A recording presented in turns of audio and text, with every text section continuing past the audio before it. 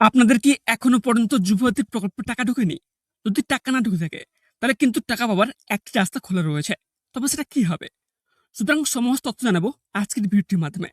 তবে তার আগে আপনাদের বলে রাখি, বর্তমানে মাননীয় মুখ্যমন্ত্রী মমতা বন্দ্যোপাধ্যায় রিসেন্টলি জানিয়েছেন, যুবতী প্রকল্পের সকল আবেদনকারীদের কথা মাথায় রেখে এক নতুন ডিসিশন নিয়েছেন। আগে আপনারা জানতেন কি, সর্বোচ্চ 5 বছর পর্যন্ত এই সুবিধা পাওয়া যাবে। কিন্তু রিসেন্টলি মুখ্যমন্ত্রী স্পষ্ট জানিয়েছেন, শুধু 5 বছর পর্যন্ত না, এই যুবতী প্রকল্পে আবেদনকারী সকল যুবক যুবতী যতদিন না পর্যন্ত চাকরি পাচ্ছেন, ততদিন পর্যন্ত সকলকে যুবতী প্রকল্পের টাকা দেওয়া হবে। তো দেখতে গেলে এটি একটি বড় খুশির খবর। এবার ফিরে আসি, যারা এখনো পর্যন্ত যুবতী প্রকল্পের টাকা পাননি, সেক্ষেত্রে কি করলে আপনারা সহজে টাকা পাবেন, এই নিয়ে একটু যদি আলোচনা করবো আজকের ভিডিওর মাধ্যমে। তাই ভিডিওটি কোনো প্রকার স্কিপ না করে প্রথম থেকে শেষ পর্যন্ত মনোযোগ সহকারে দেখবেন। এবং তাতে আপনারা যদি আমার এই চ্যানেলটিতে প্রথমবার হয়ে থাকেন, তো চ্যানেলটিকে সাবস্ক্রাইব করে পাঁচ টাকা বেল আইকনটি অন করে রাখবেন এবং সবাইকে ভিডিওটি শেয়ার করে দেবেন, যাতে সবাই জানতে পারে। বর্তমানে স্ক্রিনে একটি ফর্ম দেখতে পাচ্ছেন, এটা হলো টাকা পাওয়ার সে রাস্তা।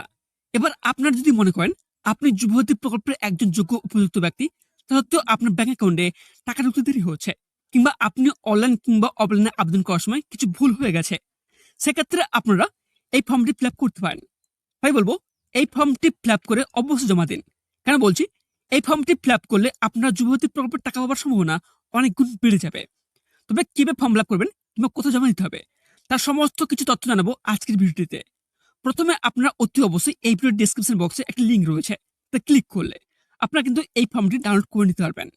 ফর্মটি ডাউনলোড করার পর আপনার প্রিন্ট আউট করে নেবেন।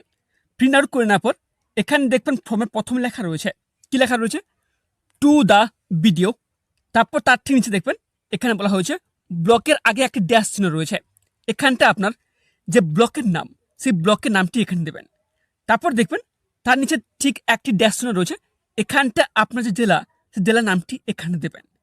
তারপর দেখবেন নিচে আইটি এখানে স্পষ্ট লেখা রয়েছে, কি লেখা রয়েছে, যে বিষয় বলে। এখানে স্পষ্ট লেখা রয়েছে যুবহাতি টাকা না পাবার সমস্যা সংক্রান্ত আবেদনপত্র। অর্থাৎ আপনি যে যুবহাতি প্রকল্পে আবেদন করেও এখন টাকা পাননি, এই জন্য আপনারা আবেদন করছেন। তারপর দেখবেন এখানে বলা হয়েছে মহাশয়, সবিনয় নিবেদনের সাথে জানাচ্ছি যে আমি ড্যাশ ব্লকের ড্যাশ পঞ্চায়েতের বাসিন্দা।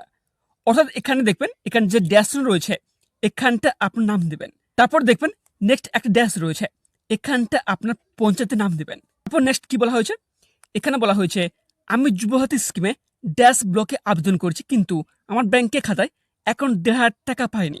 আমার আবেদনের বিশদ বিবরণ দেওয়া হলো। এখানে দেখবেন এখানে যে ড্যাশ রয়েছে, এই ড্যাশটিতে আপনার ব্লকের নাম দেবেন। তারপর নিচে দেখবেন এখানে স্পষ্ট আর বলা হয়েছে, এখানে কিন্তু বিবরণ দেওয়া হয়েছে। এখানে কি বলা হয়েছে, এখানটা কিন্তু আপনার যে ডিটেলস বিবরণ এখানে দিতে হবে। এখানে প্রথম ঘরে বলা হয়েছে যে দুয়ারে সরকার রেজিস্ট্রেশন নাম্বার। আপনার যে দুয়ারে সরকার রেজিস্ট্রেশন নাম্বার রয়েছে, সেই রেজিস্ট্রেশন নাম্বার এখানে দেবেন। তারপর দেখবেন, তারপর নেক্সট বলা হচ্ছে নাম, ঠিক আছে, আপনার নামটি এখানে দেবেন। এখানে কিন্তু কোনো স্পেলিং যেন মিস্টেক না হয়, সঠিকটা এখানে দেবেন। তারপর নেক্সট রয়েছে ফোন নাম্বার, ঠিক আছে, আপনার যে রেজিস্ট্রেশন মোবাইল নাম্বার রয়েছে, সেই রেজিস্ট্রেশন মোবাইল নাম্বারটি এইখানে দেবেন। তারপর নেক্সট দেখবেন এখানে বলা হচ্ছে ব্যাংকের নাম ও শাখা। আপনার যে ব্যাংকের নাম রয়েছে এবং শাখা রয়েছে, সেই ব্যাংকের নাম এবং শাখা দেবেন। তারপর নেক্সট রয়েছে এখানে দেখবেন আইএফএসসি কোড নাম্বার। আপনার ব্যাংকের যে আইএফএসসি কোড নাম্বার রয়েছে, সেই কোডটি এই ঘরে এখানে দেবেন। তারপর নেক্সট দেখবেন এখানে বলা হচ্ছে অ্যাকাউন্ট নাম্বার। আপনার ব্যাংকের যে অ্যাকাউন্ট নাম্বার রয়েছে, সেই অ্যাকাউন্ট নাম্বারটি এই বক্সটিতে দেবেন। তারপর দেখবেন এখানে বলা হয়েছে আধার নাম্বার। আপনার আধার কার্ডের যে নাম্বার রয়েছে, সেই নাম্বারটি এই বক্সটিতে দেবেন।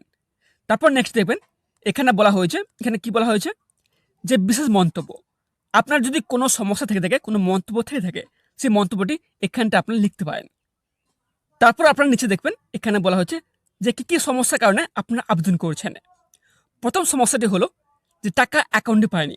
অর্থাৎ আপনি যুবতী প্রকল্পে আবেদন করছেন, আর বাকিরাও টাকা পেলেও কিন্তু আপনার অ্যাকাউন্টে এখনো টাকা ঢোকেনি, সেক্ষেত্রে আপনারা আবেদন করছেন। আর সেকেন্ড হলো অ্যাকাউন্ট জনিত সমস্যা। অর্থাৎ আপনার অ্যাকাউন্টে যদি কোনো সমস্যা থেকে থাকে, সে কারণে যদি টাকা না ঢুকে থাকে, সেজন্য আপনারা আবেদন করছেন। আর 3 নম্বর রয়েছে অন্যান্য। যদি অন্য কোনো কারণ হয়ে থাকে, সেক্ষেত্রে আপনারা আবেদন করছেন।